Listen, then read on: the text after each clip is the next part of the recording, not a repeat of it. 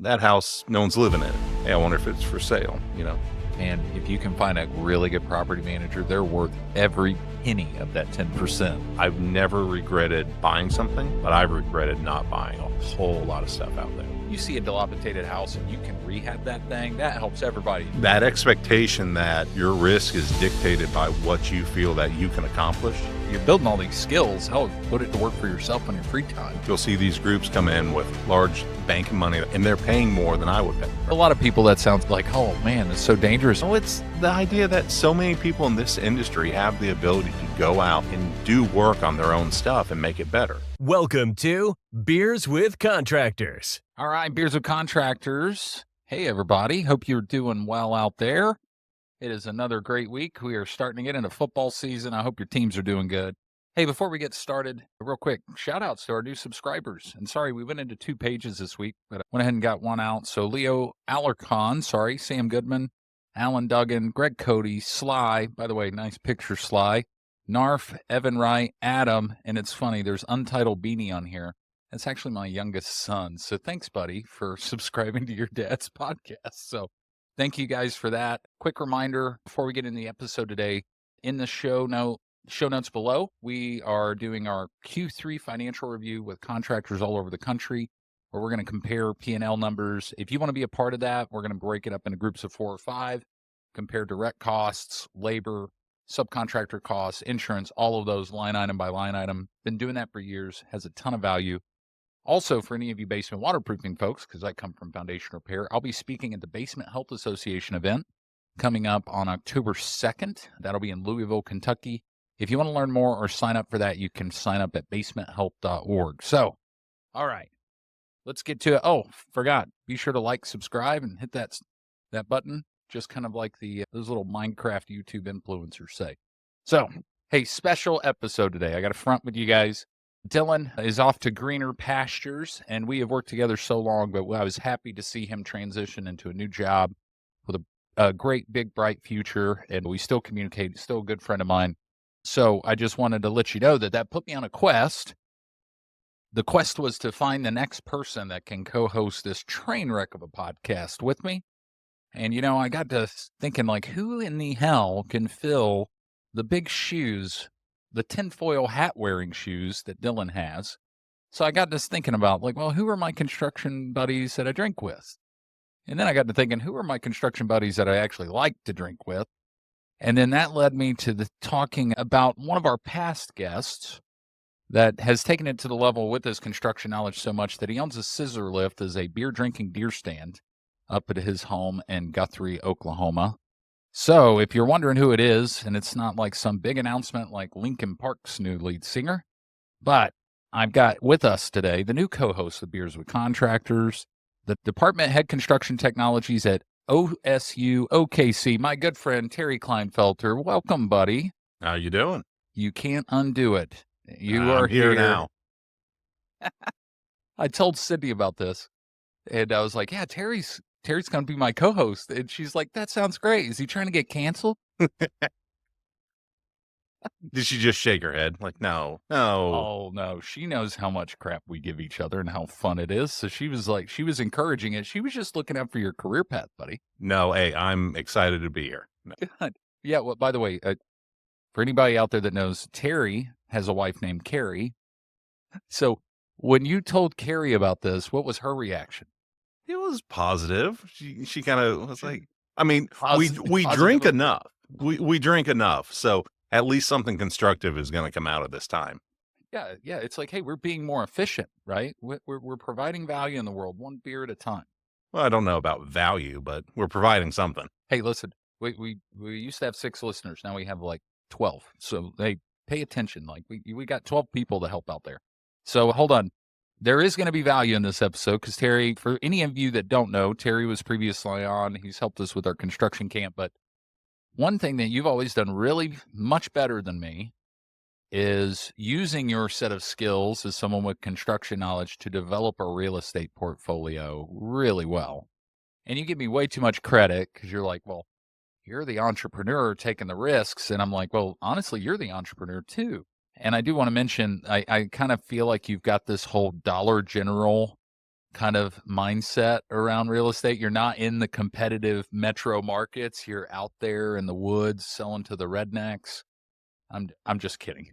Just pulling your leg. So hold on. Let's back up. So you obviously were in Florida. You moved to Oklahoma. Now, you didn't own property in Florida, right? No. Okay. So growing up, as I was going through school, my family's always been doing something in construction. Came from a background. Father was a cabinet maker. But growing up, he always had rentals, and not those nice shiny rentals. Mhm. He would always get the rentals that just needed so much work. And so, you're pushing a lawnmower in front of some random rental, in the middle of summer, you start to appreciate things a little bit more. So hold on, like in that Monopoly game, there was always those first two properties right after go that I can't remember the names, but they were dirt cheap. Is that the kind of the market sector he was in? Yeah, no, and it serves its purpose, right? You're providing a place for someone to live, and you're giving you're providing a housing or commercial property, but they're also providing you with something. You're getting that mailbox money that is just so nice at times.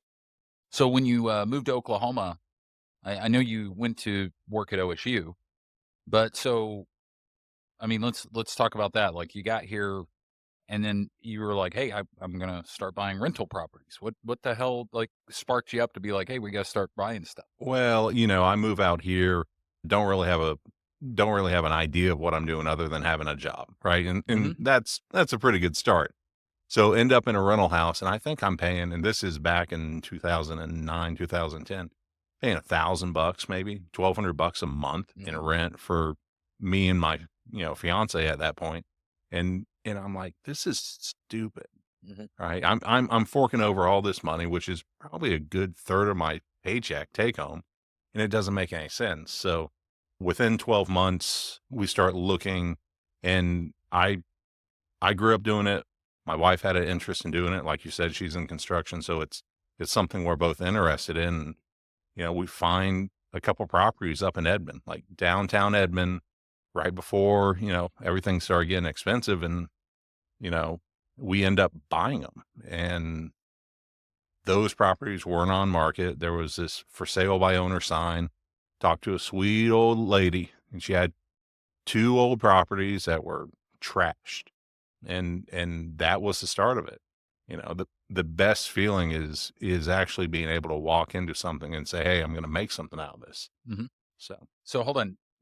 So this is like a buy one get one free type thing, or was it buy one get one half off? So she had 2 properties. Yeah. So she had 2 properties. They've been in her family forever, and they were right next to each other, just small. Like one was 800 square feet, another one was like 1,200 square feet. Right. Both of them were run down. You're doing good when your future mother-in-law looks at them and just shakes her head and is concerned. You ruined her daughter's financial future with this last purchase, right? Hey, contractors, it's Will. Listen, are you ready to take your business to the next level? I want to introduce everybody to ShipShape AI. It's an AI-powered home monitoring system that keeps your customers' homes running smoothly and gives you the edge over the competition. Imagine being the hero who spots an issue before it turns into a disaster, like a flooded basement or a busted HVAC system. ShipShape's smart sensor alerts you to the problems before they happen so you can swoop in with the solution for your customers. But it's not just about saving the day. ShipShape helps you tap into past customers with tailored marketing campaigns, turning one-time jobs into long-term relationships. Plus, you can grow your maintenance plans and get more follow-up on projects, all while offering your customers a peace of mind that they crave.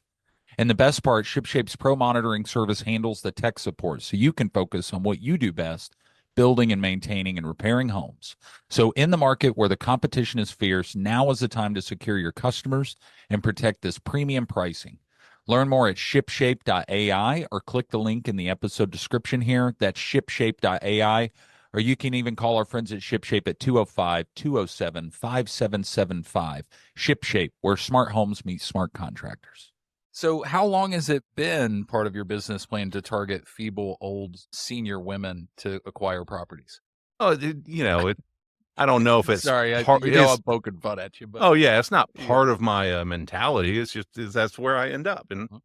But no, I mean, kind of talking about it, the majority of everything it is like word of mouth, for sale by owner, properties associated like that. Like, we've developed a business model. I don't think we intended on doing it. It's just something that happened. Uh-huh. And the idea is that we're picking up properties that are within areas we want to be in, right? And it's not our full-time job. We both have full-time jobs. This is a side hustle. It's a hobby. It's something that is providing for us, but it was never intended on being our full-time job.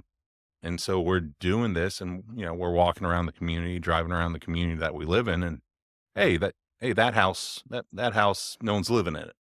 Hey, I wonder if it's for sale, Okay, so I actually had that on my questions here, because most of what you acquire is not on the market. And it's funny, when I think about buying a real estate property or a rental property, I'm like, oh, let me just go to Zillow or rental.com. You're not doing that. Like, I mean, obviously it depends on city and state, but you drive through the neighborhood and you see some house. And by the way, to be clear, I love the fact that that happens, because you see a dilapidated house and you can rehab that thing. That helps everybody in the right. So I don't view it as predatory, because it's like, hey, if we can bring value to somebody else and actually beautify the neighborhood a little bit, that helps. But let me rewind. You identify a house with Carrie. Actually, she's probably better at it, right? Oh yeah. No, she's much smarter than me. She's like, I know you know that feeling, having a smarter wife. yeah. Depending on the condition of the house, does she like start checking like your blood pressure and heart rate, drawing blood work to make sure like, hey, big guy, can you finish this? Because I ain't gonna finish it. Well, so we were, in one of our many times drinking, we got to talking about, being adverse to risk, right? Not wanting to go in and take a risk, right? Yeah. And so there's a lot of things you do in your life, right? In terms of business, that I would look at, I'm like, whoa, no, too risky for Terry, right? Yeah. But I look at something like that. I look at like just a piece of junk house, right? Something might be falling off its foundation or have a giant hole in the roof or something like that. And that doesn't scare me, right? So that expectation that your risk is dictated by what you feel that you can accomplish, wrapping my head around that idea for me was really beneficial. Yeah. So, and hopefully you're instilling this in some of your students too, because it's like, man, you're building all these skills, like not only put them to work as an employee in the world of the workforce, but hell, put it to work for yourself on your free time. So let's rewind a little bit. Let's go through the process. So you identify a house. Yep. And what does that look like? How do you find the information on the house? How do you address those owners? What does that look like? So it can be anything, and it's being aware of your surroundings and being aware of the community you're living in, right? So we'll drive that community and we'll see if something's popping up for sale or something goes vacant. You get to meet the neighbors, right? And the fact of the matter is, especially in Oklahoma, it's a small world, right? So you start meeting one person, you might meet another. Hey, you meet one of the neighboring landlords, right? A couple of the properties we bought up in Edmond, I got a cold call from an owner. They had them. They were done. They were ready to like walk away, right? They wanted to sunset their rental business. And we picked up 2 properties from them within the matter of 3 months, and nothing was on market. It was all conversations, handshakes. All right, let's go meet at the title. It's the ability to have that.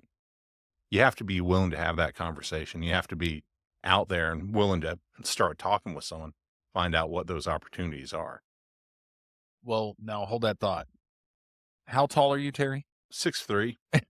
If I got my boots on, maybe a little taller. I was gonna say, it's like you're talking to another stranger. Like, do you wear a 3-piece suit and like black leather gloves when you go meet with them? Because you're a pretty intimidating guy. I come across as really nice, Yeah. and that's my wife is exceptionally kind, right? And she's short and quiet, but they'll have a conversation with her, and I'll just kind of stand in the background at times. Yeah, looking like the bodyguard. Looking like Shrek in the background, like, get off my swamp. Gets you there, right? So hold on. So, and by the way, we're gonna get into financing these, because that comes back to ROI. But I got to hear this. What's your take about all these big corporate like private equity companies coming in, just sweeping through, buying properties and rent control, all that. I don't know a lot about it. I see it in the tabloids. Is the tabloid still a thing? It might be. I see it in the feed. So, I mean, my expectation is what's going on is you see, and it's happened in Oklahoma, right? You'll see West Coast money, what I've seen recently, right? You'll see these groups come in with a large bank of money that they're coming in, and they're buying up properties, right? And they're paying more than I would pay, right? Yeah. Each one of the landlords I know out there, and these are folks that are operating anywhere from less than 10 units to all the way up to like 30, 40 units, right? Mhm. They all have a game plan that works for them. And it's something that maybe they sat down and developed. They have a spreadsheet and they put it in, and it spits out what the return on investment is going to be. Or it's something that they've done enough, and they just know what's going to work and what's not going to work, right? I look at what that money coming from the West Coast, or that money coming in, right? And what it's able to do, they're able to buy something and they can see a return on their investment that's less than I would take. Hmm. And that's fine, right? I mean, they can go in and have that part of the market. They're going to put it with a management company. That management company is going to take part of the first month's rent and part of every month's rent. And if there's an issue, they're going to call, either list a handyman, or they're just going to go through the phone book and call someone. That's not the way we run our business. The rent control, you start getting into that idea of entering into controlling how individuals operate in their own business. No one's controlling the price of insurance. My taxes have gone up. My insurance goes up. The cost of owning this property goes up. The interest rates on any of the units that I still have mortgages on, that goes up. So are you going to control the rest of that stuff too? Yeah. Well, it's just curious. I was thinking about that when I was going through my show questions. I've got some rental properties, but I don't want to buy anything that I have to work on. I want it turnkey, and I'll take lower margins. And I'm loving the Airbnb we just bought, because it's one of those where I can actually maximize some greater returns per month. But I'm new to it, so don't take my advice on that, folks. But hold on. So you get a deal, close it out. We'll get to financing here in a second. What's the craziest shit you've come through during the rehab property, or the rehab process, on trying to get it ready? Because you're getting some of the dilapidated stuff, right? Oh yeah. And it all kind of depends. Like, is it going to be a long-term hold or a short-term hold, right? So you get some people in there that want to flip something, get in, get it done, dress it up, get it back on market and sell it, right? Yeah. That's not the way we're doing business, right? Yeah, that's what I was thinking. I was like, yeah, you're not doing flips. No, everything we buy, we hold, right? It's a long-term hold. So if it's going to be a long-term hold, we're going to look at it and try and make sure that we build it or rebuild it so that continued maintenance is something we're not overly concerned with, right? And for us, the way we do it, we get in there and we do a lot of the work, right? This is something we're enjoying, right? Yeah. So it's a monetary return on, it's a return on our investment, but it's also something we enjoy doing. There's, before we had kids, we'd go out, work a Saturday, work hard. At the end of the day, maybe get a bag of burgers and some beers, right? And that's something that's enjoyable for us to do. So you give the kids beer after a hard day of work? No, but the kids can go get you beer. Oh, that's right. Yeah, give me a beer. Oh, that's a family tradition in my household. I don't know about you. Yeah, I was taught at a very young age. I had a cop that worked with me, and this is not my decision to buy these. I just always liked them because they're pints, right? And he said, as long as you can't reach these, if you get pulled over, if you just toss it in the back because it's resealable, you cannot get an open container. And I'm like, really? And he goes, yeah, man. I have them all the time. See, that's good information. He's a police officer. Hey, I was like, holy shit. So, all right, hold on. So now we're getting into, we were talking about crazy shit. You buy the kids beer, and then starting them at an early age. Oh, yeah. My dad had me going and grabbing beer and stuff like that all the time at an early age, too. So, yeah, it's part of the process. But So hold on. So you're going through these rehabs. And by the way, your girls are you got two girls. So What 2 ages? girls, we have a 7 and 6, and so that 7-year-old's about to be 8. This sounds like an OSHA yeah. nightmare. So you've had them on your rehab since what Well, ages? so you always wanna position them in a way that, they can't hurt themselves, obviously, right? So, but, Yeah. we were redoing a house and they're in a car seat sitting in the shade, you might have grandma there Mhm. watching them or some member of the family watching them, but, I don't know about you, but that's how I grew up, right? I was sweeping that Yeah. shop floor since I could push a push broom, right? Mhm. Yeah. And, for me, some of the best memories are working with my dad or working on a project, right? And so my expectation is I want to make sure my daughters have that same experience. Well, and I don't want to make it seem like judgmental because I think that's part of the problem is it's like, wait a minute, you make the kids work around a job site at that age? Hell, we were Of doing course that. you make them work. And yeah. And then it's like, yeah, man, go pick up the shingles, go pile up the scrap wood. And, it's one of those where hell, we were working in a wood shop when we were like a cabinet shop, actually, at age 10, 11, and 12. No supervisions, no safety guards on stuff. And to a lot of people, that sounds like, oh man, it's so dangerous. But man, now we can build stuff, right? And so I'm pumped to see. Yeah, I think your girls are going to become like real estate, moguls at some point in the rental real estate Well, world. But whatever their path is going to be, some of the lessons you give them the ability to get out there and try something themselves and do something themselves and screw something up themselves and understand that yeah, it's going to be fine because it can be redone. yeah. Well, actually, that lends itself to my next question. So balancing the rehab costs and all of those screw ups that you're so willingly uh, I guess, accepting of for your daughter screwing up. And I'm guessing you're just giving Willow a hammer and just like, hey, just go knock holes in the sheetrock. And then you find out she's knocking tile off the wall in the bathroom. But so sorry, this actually does dovetail into the Mhm. financial question.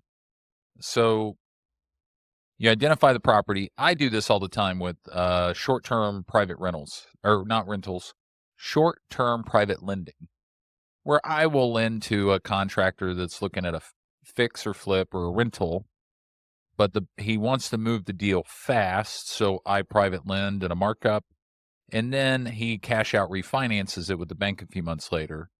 But you've built a relationship with the bank kind of pretty well off to speed things along. Is that right? Or take me through that Oh, yeah. process on the So, funding.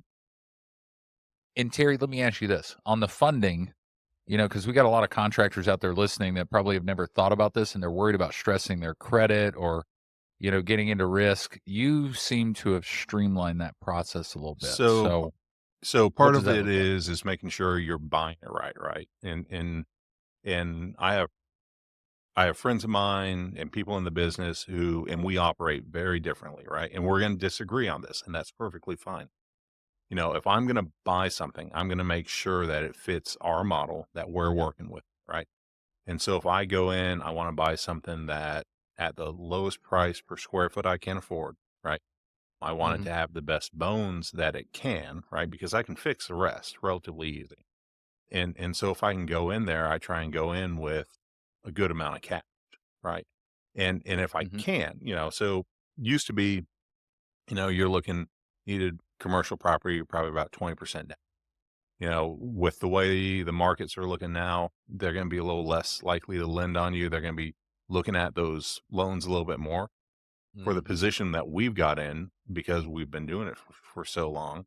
You can tie up a line of credit associated with properties that have either cleared or paid themselves off at this point in time. And so Yep. that's, I'm privately lending to myself at that point. I'm pulling that Yeah. money out, that equity out to finance that next deal, to get through the remodel, to put long-term financing on it. And then I'm paying back my line of credit. Bank's making a little money on it. And it works. It works for us. But, you know, one of the biggest things that almost derailed me and my wife when we were starting to do this was financing in the beginning. We were able to finance our initial 2 purchases, got in them, lived in one, remodeled the other, rented the bigger one, Hmm. right?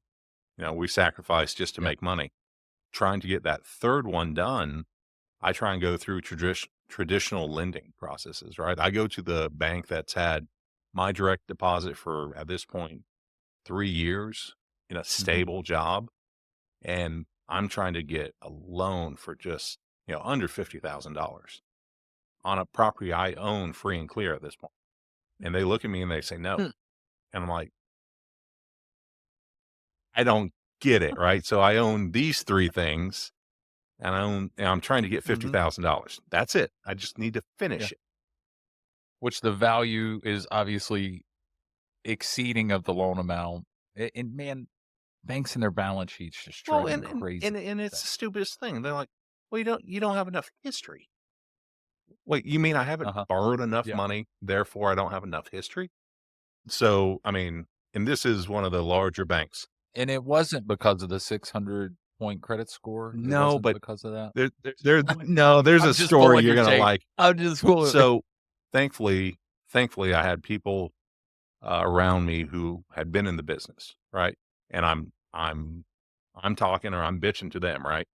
And he says, "Hey, let me make a phone call." And probably within 24 hours, 48 hours, I'm talking with a lending agent from a smaller bank, right? I've dealt with them now for 13 years, right? Same lending agent. And I've dealt with them, and it was a phone call. And it says, what are you doing? What do you own? What is your goal? And he got to know me. He got to know my wife and what we were doing. And he said, okay, you're fine. Come in, sign paperwork on Monday. You're good. That was it. Yeah. Yeah. And he'd been in the business a while too, right? Yeah. As a lender.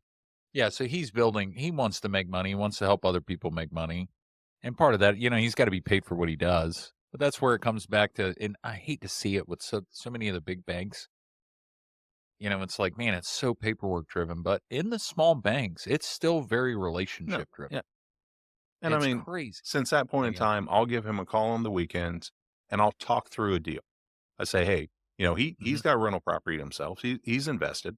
And I'm like, hey, what's your opinion? Not as my lender, but as someone in the business. And I don't know anyone I can call on the weekends that works at a bank that's going to pick up. And, and it's to the point where every time we go to do a transaction, right? And so me and my wife were tied up on everything together. Our names are listed, right? He'll pull our credit, right? And my wife's credit score is like 50 points better than mine. And he points that out every damn time. And he knows it gets to me. I'm like, son of a. It's like that scissor lift you bought. It's sometimes you just make bad financial decisions, Terry. And by the way, to our listeners, Terry has this scissor lift, and in my warehouse, I changed out the lights for LED bulbs. And Terry's like, hey, by the way, there's a short somewhere in the wiring. So just ignore that or, give it a little jingle. It'll be fine. I got up in this damn scissor lift and it shorted and then I couldn't get down. So I texted Terry like, you son of a bitch. I'm stuck in my warehouse. Nobody's here. And so I tied a masonry string to it to where if I got up there and it shorted, I could jig the string like a fishing lure, and then sure as hell, it would fire right back up. That string is still there. Still on there? It's a safety feature. I mean, you're here on the ground with us, right? You're doing this podcast. You survived. Stop your whining. Shit. I know. And my warehouse is brighter. My power bill is actually down, like in that 40,000 square foot warehouse. It is down $1,200 a month. It's nuts. Just, we've done some other things, but sorry, we segued into that about the financial credit stuff. But so in regards to that, you find a deal. Let's say it's, find a house. You agree on a price. You call your banker, get that. Now you're financing above the asking, but not below the after repair value to try to fund the rehab. So, the idea is we go in, we buy it. We understand what it's going to appraise for by the time it's done. Right. So that's that's our ceiling. Oh, so hold on. I wanted to know about that. Like who decides like the perceived value of the property? I mean, is it the appraiser? Is it the market? I mean, It's how do you it's a do that? little bit of both, right? So we've had stuff that Uh-huh. has appraised, and our appraiser will come through and they'll walk through, and I have my number, right, that I think it's going to hit. And you pay 'em Well, cash, right? Right you under know, the and crack the beer open again. you understand what they're going to look at, right? And you understand what the market's going to go. You do your research, right? You Facebook, Mhm. Zillow stock, realtor, whatever, right around your area, right? Yeah. And then there's stuff that will come in and they'll look at something and you'll be real proud. It's like, hey, I put double pane windows in. This is energy efficient. And hey, look, tankless water heater. And he's like, oh, you got granite. Nice. It's like, what that doesn't really add Huh, value to the how, yeah, it's just like, really? it all depends on which one you get. Right. And Huh. that's so the idea is you understand where your ceiling is, right? And for us, we're going to need to we want to make sure that we can either have 20 or 30% equity in any of the loans that we're going to have, right? So if we pull money out, Gotcha. we're going to pull out less than 70% just the way we want to work. Yeah, and it's still cash flowing after pulling that out, right? Okay, so I like how you said 20 to 30% equity, and that's, after you got everything rehabbed. But then, the month-to-month cash flow over now your new debt payment, is there a sweet It spot depends there? on how you want to do your business, right? So again, Okay. me and my wife still have full-time jobs, right? So we have our income, we have our jobs pay for our health insurance, our mortgage, our food, our kids, all that stuff, right? We look Mhm. at everything after that as that business income. How is that going to either further the business, finance that next purchase, snowball and pay off that that rental that's coming up? We try and keep those separate in terms of the financing. Mhm. You know, what we look at is it's a retirement account you can go out and touch. It's a retirement account Mhm. you sometimes have to go out and work on, but it's something I Yeah. can actually do, right? I take the set of skills that I have, I take the tools I have, and I go out and I can improve that property. And I might put $5,000 worth of material into it. I might put a weekend into it, right? But the equity that I've just Mhm. built is far more than that material and my time, right? Especially out there to Yeah. the market. So if you have Mhm. skills, I mean, like even you have skills, right? But the ability, No, I'm exuding nothing but skills too. Man, I'm crazy how but many skills. it's the idea that so many people in this industry have the ability to go out and do work on their own stuff and make it better. They might be tired of doing that because they worked a full week. But you know what? I know I made that joke, but yeah, like, man, my dad raised me as a trim carpenter, cabinet maker, but shit, we were framing houses, we were roofing, we were doing all that stuff. So now I'm kind of naturally wired to work. Hell, on the weekends, even though I don't have to, I still just want to work on stuff. Sometimes it drives the kids crazy. By the way, your two girls are way better behaved than my two boys were at that age, which helps. And also now I know they retrieve beers. So it's like, all right, come on, girls. Yeah, and, Like, and they come can on. distinguish. You tell them colors. You just tell them, hey, I want the silver. I want the red. Yeah. On our next episode, we're going to talk about psychology of parenting and our bad influences and decisions and how they could affect your child. But anyway, so let's go back to something that I heard in there, because when you're talking about ROI and things like that, you're playing Yes. the long game, right? Me personally, I don't want to, maintain them. So I gladly pay a property manager, and I think most are 10%. And it's just like, I will gladly pay a property manager. But we've talked about this. So there's a threshold, and I can't remember where it is, but after so many business units or doors or properties, you kind of just prop up your own property management company. What number Oh, is I that? mean, I've talked about it with friends of mine, and I've seen people do this.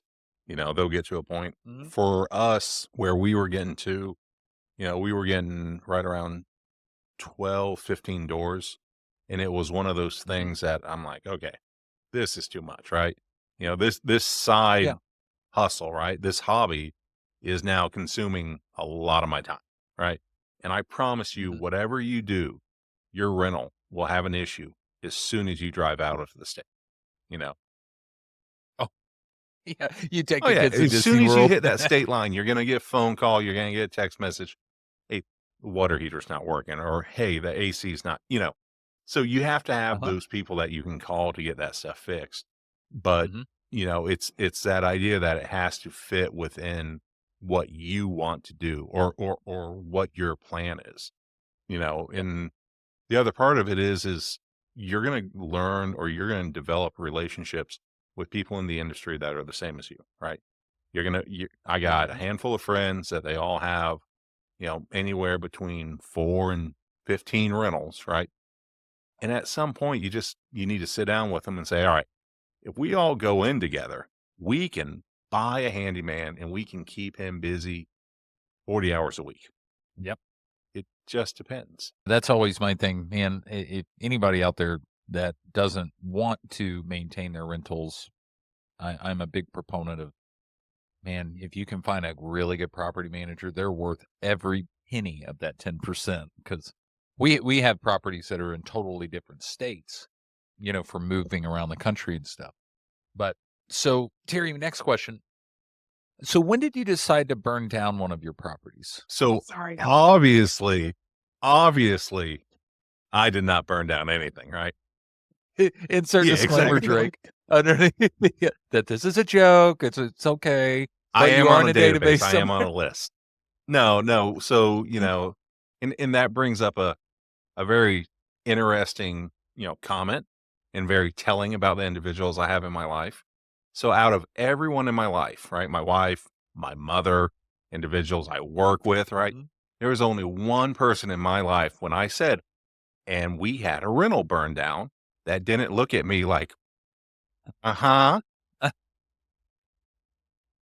No, Yeah, but you talk about it like you're going to have instances where stuff just goes wrong, right? And, the best part of that, no one got hurt, right? Everyone was yeah. fine. It was just a building, right? And fire department came out. They did their thing. Insurance company came out. Probably the best experience I've ever had with an insurance company because it was business, right? Mhm. They looked at it. They got the Yeah. report. They understood what happened. They understood I was free and clear of it. That Yeah, yeah. They disclaimer were again. ecstatic. Oh, man, could you imagine that, like, the insurance adjuster guy that or who I don't know, what's her title? Is it the adjuster that comes out Oh, the first? Who is it? investigator.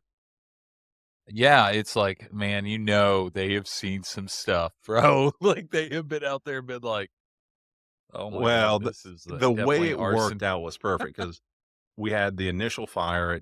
It happened like again Sunday at like 7 o'clock. I'm eating dinner with my kids. Get a frantic phone call Mhm, from a tenant, like house is on fire. Bud." Go out. Hey, sure enough, house is on fire, right? But it's in the kitchen. That's it. In the kitchen. Good. mhm, Fire department puts it out. They do their investigation. I'm there till about 10 mhm. o'clock, 11 o'clock at night. They finish their investigation. Hey, electrical. Yeah, Sir, you doing any electrical work? I did not do any electrical work. But it's the kitchen at that point, right? So I go home, right? yeah, I tell the tenant, yep, you can't stay here. Go get a hotel. You know, let's find somewhere else for you to stay tonight. You can't stay here. Get a text because we had another unit directly behind it, about 2 a.m. Second fire, much bigger at this point in time. The thing rekindled, right? So, you know, it rekindles, complete loss. Fire department at this point is pissed, right? Because the thing they put out didn't get put out. They have to put it. I show up at that thing 6 a.m. in the morning, right? Water's still rolling out of that thing like a creek. It is, um, and it's a complete loss, right? And yeah, I'm texting, I'm emailing my insurance agent, and like the string of emails like, hey, fire at house, kitchen, 40-ish thousand. Second email, yeah, secondary fire, a lot more. yeah, and I Yeah, I didn't do any not wiring. me, not me. Yeah, that's crazy. Well, so now lending into all of that, now you're starting to do the springboard effect and you've acquired your first Hmm. commercial. Yep. Okay. So how long have you been dreaming of really working in asbestos and formaldehyde and rat poopy? Because, by the way, I love this project because we've been talking about it. Well, tell our listeners about it. It's a commercial property in downtown So, Guthrie. the part of this that's enjoyable is you're able to build something and do something that you enjoy, right? No one's I mean, if I ever met a contractor who didn't really enjoy what they were doing, right? They'd be doing something different, Yeah. right? We all would, right? But we enjoy what we're doing. So we get into a commercial property right there in Guthrie, older historical building built in what, 1800s? No, 1900s. 1900s, right? So Yeah. 124 years old, right? And to understand that this property's been in existence for that amount of time, right? Whoever the builders were, It is cool. the history that's gone through it, the part of it's played a role in that community, right? And to Mhm. understand that now we're part of that building's history, right? It's not part of ours. We're Yeah. part of it. Yeah. Because that building's gonna be there for Right. another 100 years. And it's cool, man. It's cool looking. It is kinda sketch in a few Yeah, but parts, I mean, you show but I want to yeah. see you in 124 years and see how good you're looking, right? Oh, dude, I ain't gonna make it at 60. I Oh, gotta and tell you. but so you go through this thing and you're looking at it and it is just built different. Like and you'll hear Mhm. people talk about stuff, the way we build things today or the materials we use and this and that, right? Well, the fact is they just had a lot more time. Everything took Yeah. a lot longer. We want everything done now, today. Yep. And so we're getting into it and again, long-term holds, we're not flipping anything. When we die, our daughters can do whatever they want with this property, right? But we Mhm. want to make sure that when we lease it, when we rent it, that over the next however many years, it's going to be done well. So it takes a little bit more time.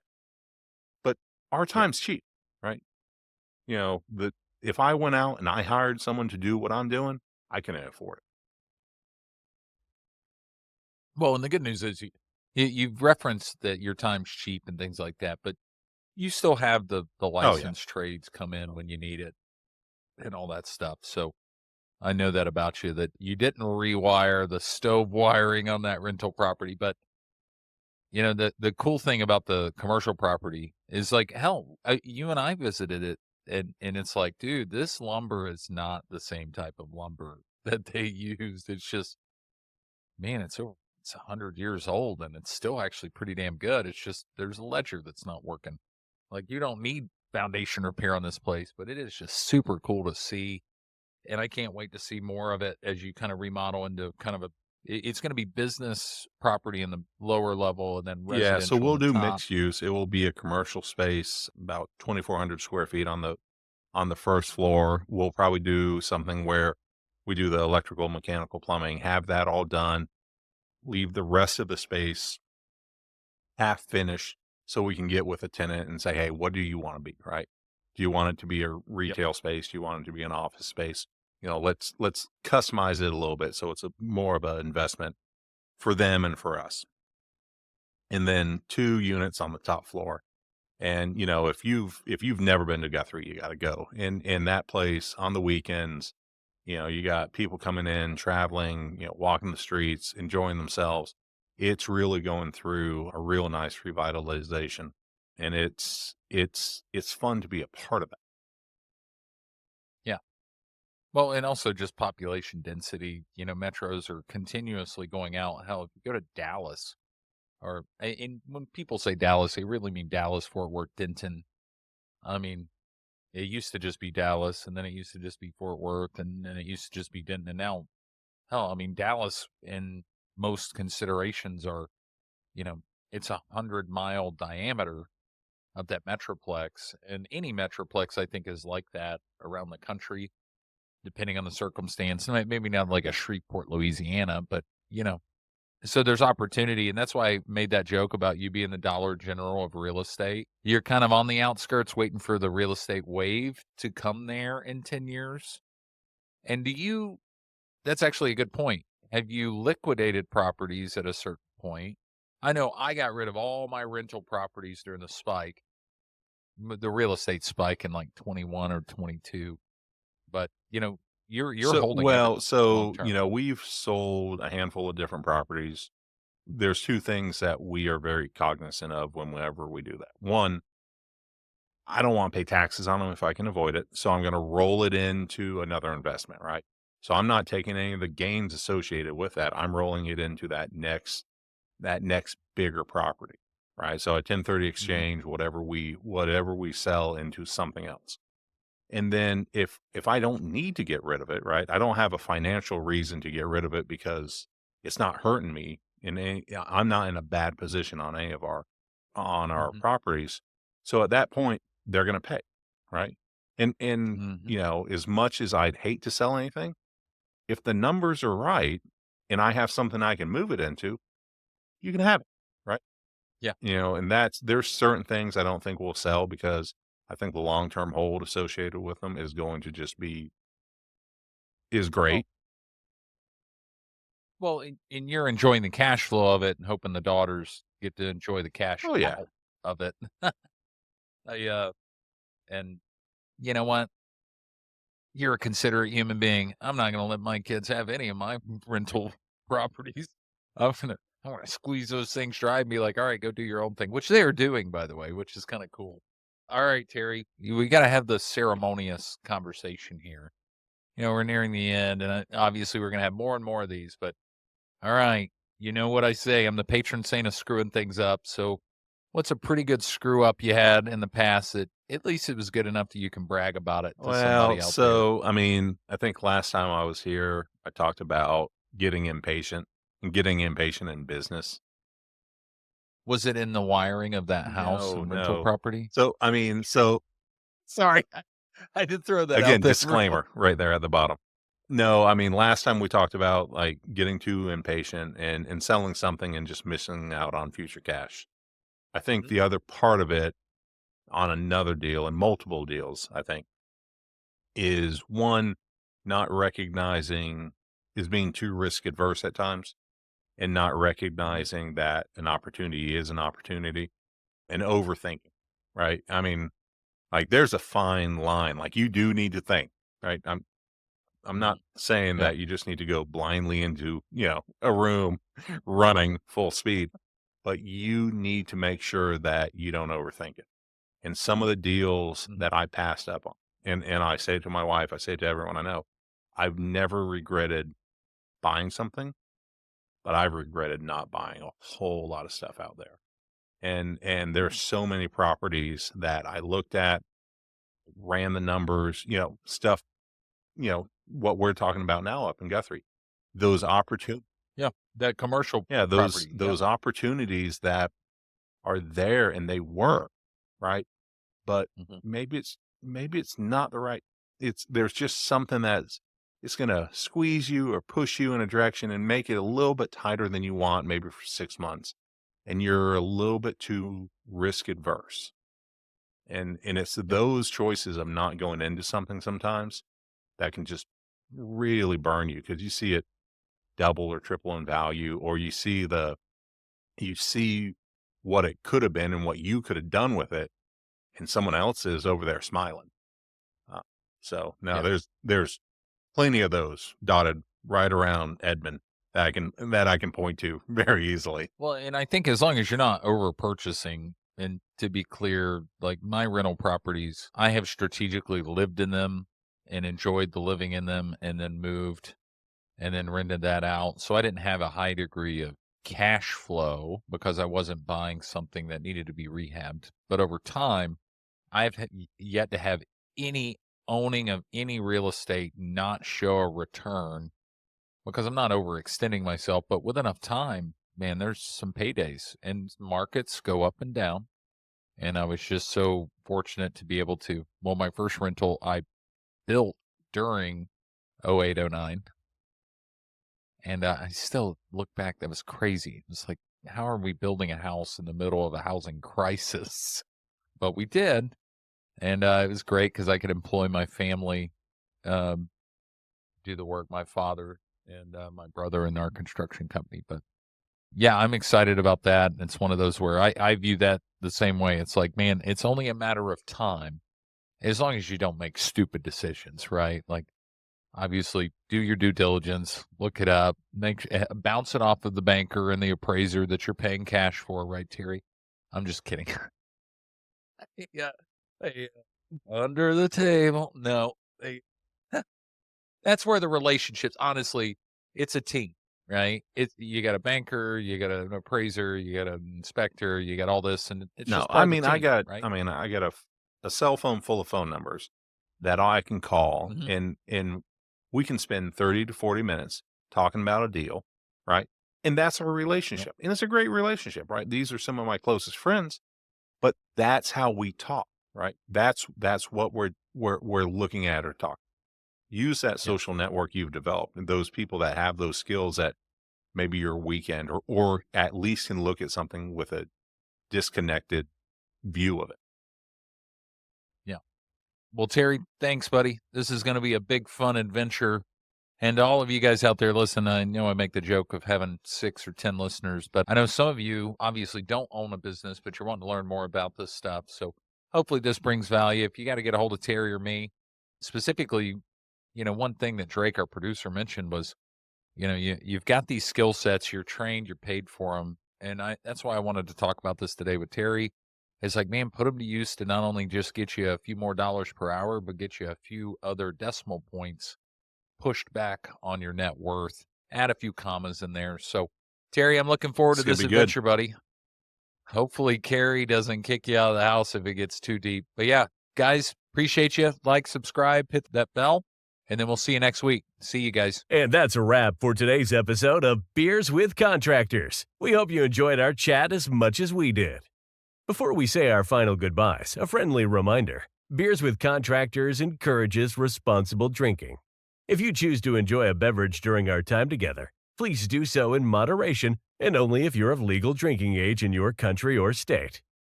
Furthermore, the advice and insights shared in this podcast are for informational purposes only. Always consult with professionals and experts in your field, and be sure to follow local laws and regulations regarding licensing and permits. We're here to help, entertain, and inspire, but your safety and compliance are important. So, as you head out into the world of construction and contracting, remember to build responsibly and make decisions that stand the test of time. Thanks for joining us today. We'll catch you on the next episode of Beers with Contractors. Until then, cheers to your success.